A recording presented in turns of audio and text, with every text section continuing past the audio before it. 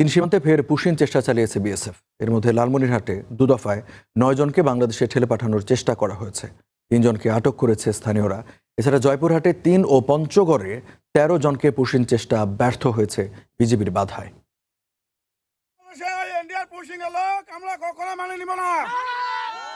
Push in চেষ্টার প্রতিবাদে লালমনিরহাটের পাটগ্রাম সীমান্তবাসীর এই বিক্ষোভ প্রতিবাদ। শনিবার রাতের আঁধারে বুড়িমারি সীমান্ত দিয়ে প্রথমে 6 জনকে পুশিনের চেষ্টা করে বিএসএফ। তাদের মধ্যে 3 জনকে আটক করে স্থানীয়রা। ভোররাতে আরও 3 জনকে বাংলাদেশে ঠেলে পাঠানোর চেষ্টা করে বিএসএফ। রাত্রি মনে করে পার করে দিয়েছে, আমরা এটা মেনে নিব না, আমরা ফেরত দিব। পুশিন চেষ্টা হয়েছে জয়পুরহাটের পশ্চিম রামকৃষ্ণপুর সীমান্তে। 2 নারীসহ 3 জনকে বাংলাদেশে ঠেলে পাঠানোর চেষ্টা ব্যর্থ হয়েছে বিজিবির বাধায়। পঞ্চগড় সীমান্তেও একই চিত্র। 13 জনকে পুশিনের চেষ্টা করেছে বিএসএফ, সেখানেও বাধা দিয়েছে বিজিবি। ভারতের পশ্চিমবঙ্গে রাজনীতিতে ক্ষমতার পালাবদলের পর থেকেই সীমান্তে চলছে পুশিন চেষ্টা। Hasibur Rahman, star news.